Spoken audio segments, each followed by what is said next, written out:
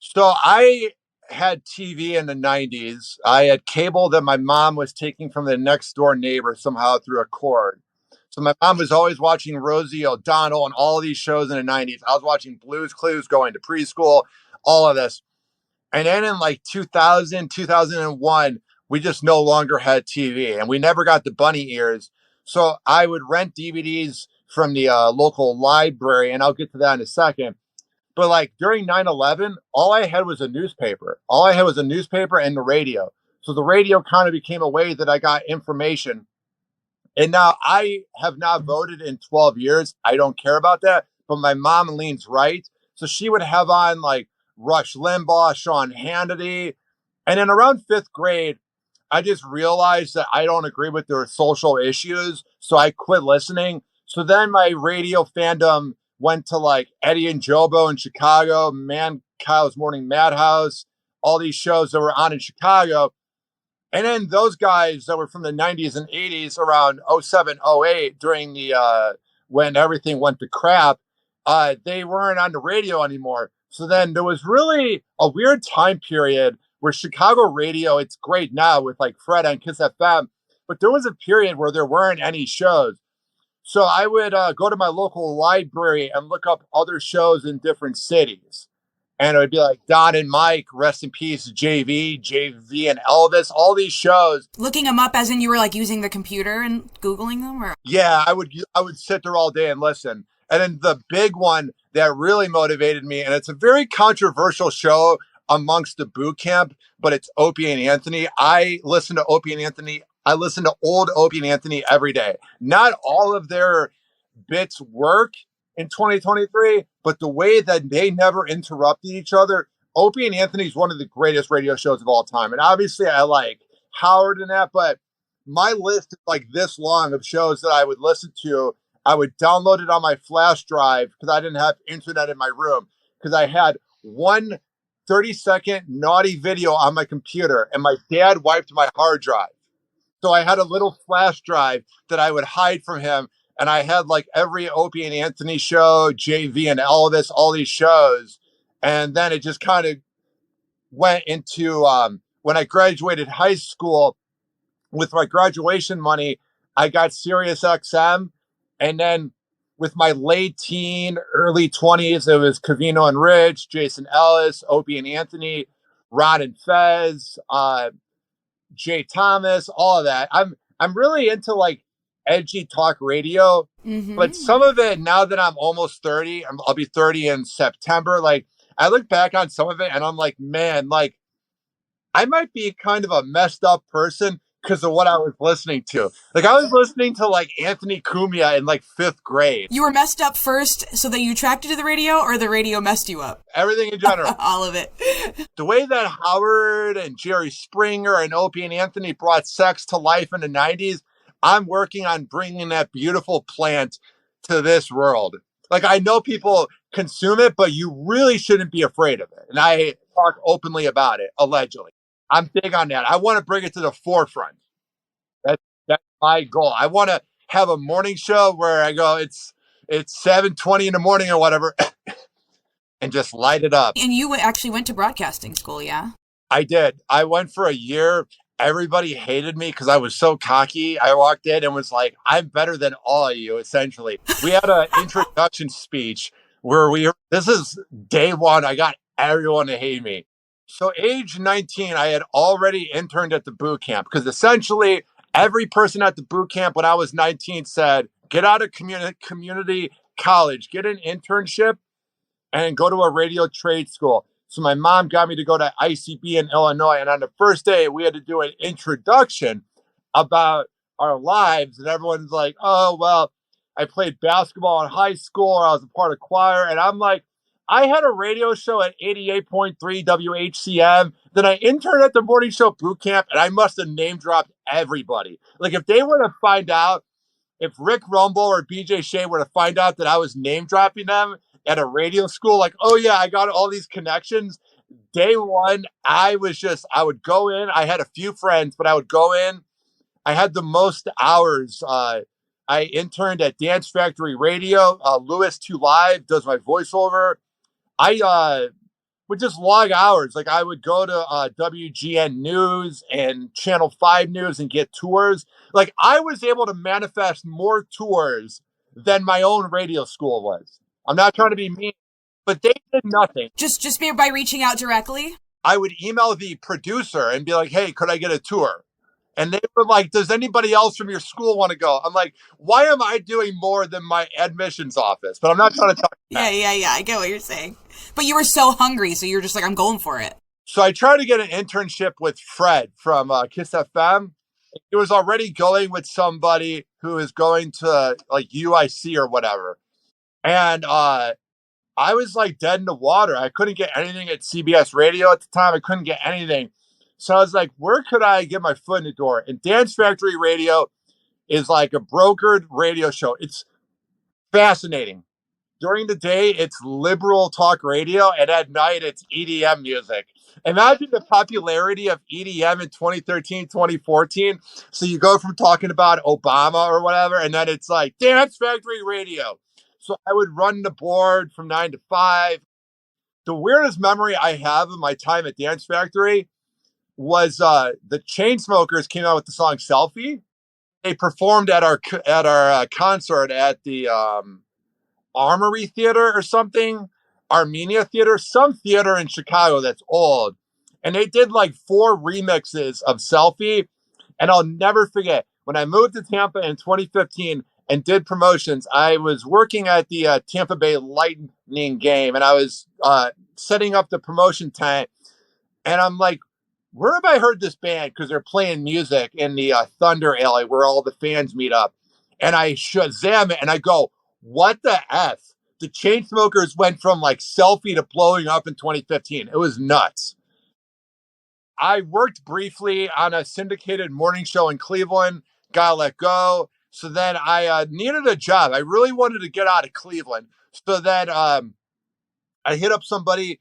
I've just been into talk radio my whole life. So I hit up Mike Calta, and then he helped me get a job at 1025 The Bone. And I was there for 7.5 years. I have not spoken to Calta since July. I would love to talk to him one-on-one on the phone. I said this as well on the Blind Radio Guy podcast I went on Friday. But I was there for 7.5 years, and I just kind of hit my max there. You know, I got my hours cut. I was told that I was never going to make it in radio, essentially, not by Calta, but by other people there. And I'm just like, I can't do this anymore. So I was hitting up iHeartMedia all summer long after 7.5 years at the Bone. And Tommy Chuck was like, thank you for sending your work. Keep in touch. Because I was sneaking on air. I was doing Hoppe Hour on 1025 The Bone after the Mike Calta show. And nobody knew that I was on air in a way. Like the show would just end. And there was an after show that they do now where they play the best of Calta from the morning. And Mike was just like, hey, do your thing. So I have 25 shows of me sneaking on air at the Bone. And then when my boss found out, he was like, you can't do that anymore. And then I got my hours cut. Were you doing that to get practice so you could, or just like the thrill of it? I don't even know. It was nuts. Get call after call. 50% of people loved me. 50% of people hated me. But I reached my pinnacle at the Bone. So I was talking to Tommy Chuck all summer. And Ian Beckles is a legend in Tampa. He played for the Buccaneers for 8 years, and he's done sports talk radio for about 22 years. And his show was like, I don't want to say canceled back in the fall, but I worked on his show from August to October, and I learned so much from him. So I went from the Bone to iHeartMedia in August of last year. And then they kind of changed the format a little bit at 95.3 WDAE, which is sports talk. And they put the midday show, Pat and Aaron, in the morning. And then they put the morning show in the afternoon. And then they took 2 co-hosts and producers and built a new show, J and Z, from 12 to 3. So then I've been doing mornings at Pat and Aaron since like about 6-7 months now. Pat and Aaron are awesome because my whole life I've never really brought prep to radio, but Okay. because they don't really prep at the bone. Like it works, but there's no prep at all. It's just what comes to the top of your head, and they kill it in the ratings. But there's no prep. Drew in the afternoon does, but in the morning it's just an adventure. You never know where Calta's going to go. But Pat and Aaron, like, I print out papers every morning, and I get audio from Fox Sports Radio, and it's really made me a better man and a better radio talent because I'm like more organized now. I feel like I'm less like just flying by the seat of my pants, you know? Where'd you kind of learn I guess that stuff mostly from, as like your executive producer skills? I learned more from Mike Calta than I did from my radio school. My 7 years at 1025 The Bone, I learned so much from everybody because I went on every person's show. I was like the heel there. Like, people love to hate me, but I would go on every show, answer phones, and there was always a controversy. Every time I went on air, it was if I had this girlfriend, or I was seen at a bar, and they were so good at getting me to talk on air that people will come up to me at bars and be like, I remember when you did this on air. And I'm like, I don't even want to remember getting tased by a dominatrix, you know, like getting tased and whipped and that. Like, it's fun, but it's been wild. So now I'm kind of like, I've been tamed. Go to bed every night at 8 o'clock.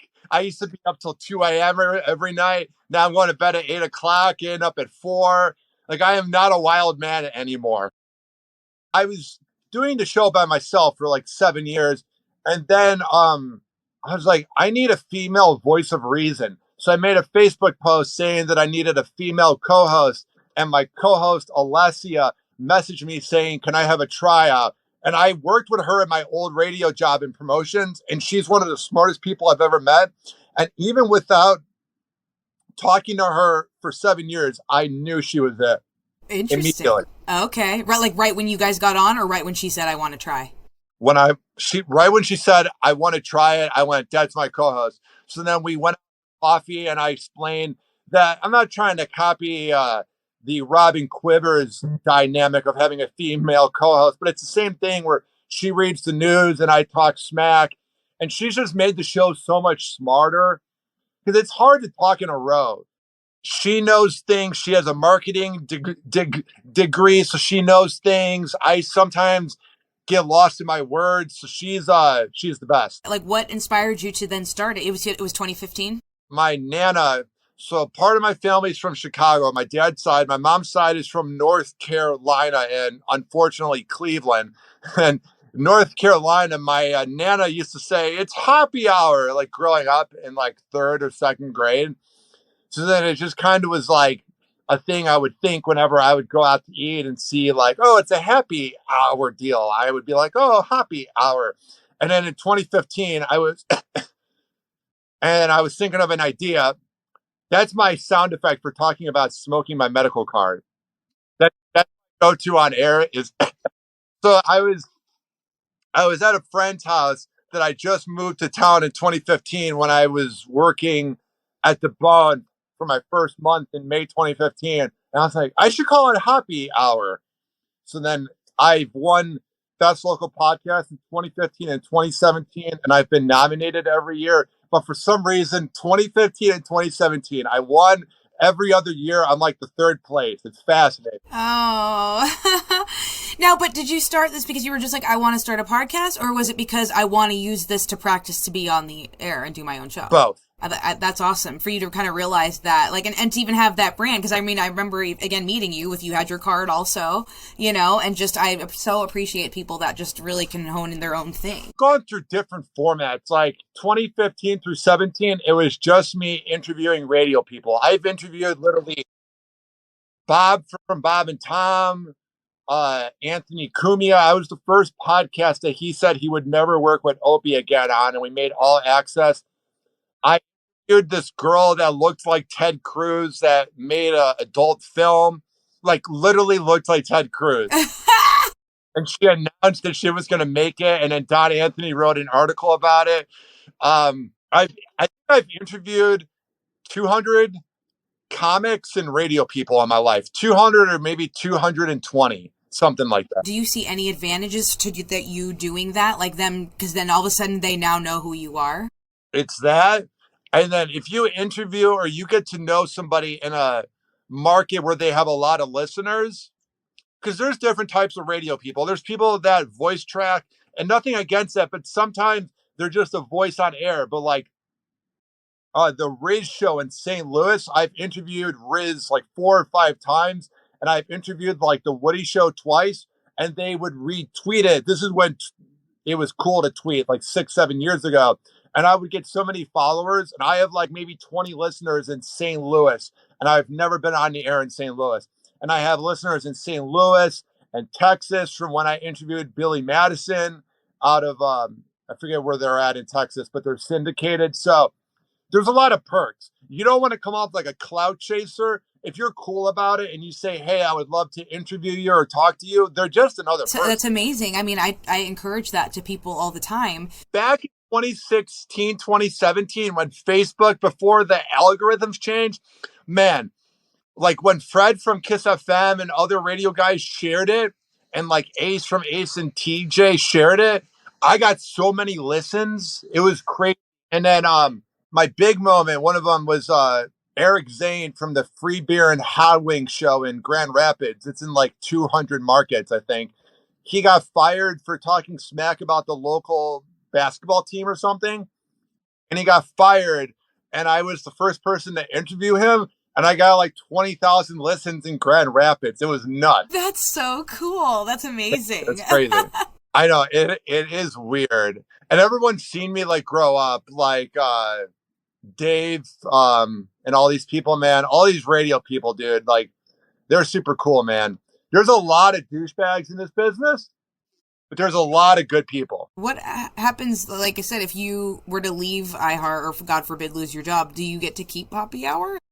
No one's going to ever own this. No one's going to ever own this. Good. If I were to have it on air, it would either be Hoppe and Alessia or like Hoppe in the morning or something like that. I would change it because no one's ever taken this from me. That's awesome. And that's the goal, to bring that to a morning radio. I'm like focused on Pat and Aaron because I got to focus on that. But doing nights would be so much fun though. I feel like night radio, I know radio doesn't want to pay money, but man, I feel like night radio could be so much fun. Play a hip hop song, talk smack, man. Yeah, I mean, it's people's, hours are so different now. So not everybody works 9 to 5. I find myself on Twitch a lot, for the same reasons I'm listening to music and I want some personality in there, so I can, think that there's a market for it. I think it's a matter of actually marketing the shows. I think they sometimes experiment with these afternoon shows and whatnot, but they don't put any marketing behind it. So it's like, well, no marketing. They're like, why are we in 14th place? I don't know, because you haven't promoted it. Yeah, and then they're asking that after only 6 months, and I'm like, you gotta give it time. These things take time. But I like, you're not like, you see the bullshit, but you don't seem jaded yet, though. You're still hungry and like ready to do the shit. I'm humbly jaded, but not jaded. You're not jaded enough to leave it yet? They can drag me out. I'm not trying to manifest being fired, but I don't quit. Like, I don't give up. Like, I will be dragged out of whatever building I'm in. I will leave peacefully. I will never be annoying, but I will be like, you are going to miss out on greatness. And I'm not trying to be cocky, but I'm saying you will never see me quit. Because there's some mornings, I never want to quit Pat and Aaron, but there's some mornings getting up at 4 that I'm just like, ugh. But once I'm in the shower and once I got my energy drink, I'm good. I'm always caffeinated. I'm always tired. That's the thing about morning radio. I would hear Woody always talk about being tired, and I'm like, not that I wasn't believing Woody saying that, but I'm like, oh, it can't be that bad. Oh man, doing morning radio on and off for the last 8-9 years. Oh my God, it's a thing. Yeah, it's a grind. I hear it's like something you don't get used to. The biggest thing that I like about Pat and Aaron is they want me to be the best I can be, and we're like brothers. We argue, we hug each other, we hang out.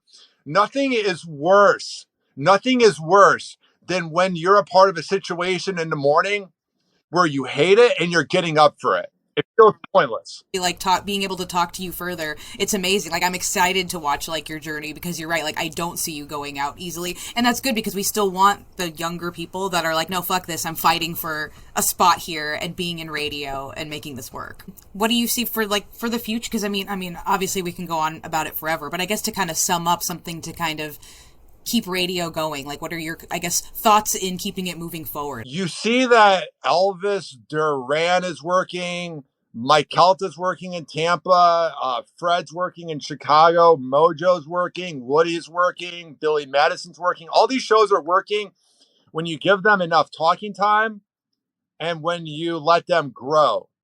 You can't build a morning show and play 13 songs and let the person talk for 12 seconds and be like, why are we not growing? Because the voice is no different than any other person. You got to be different. We're talking about the T-Man show that hasn't been on in 15 years, and we're talking about it more than some shows that are on now. Like, you got to be memorable.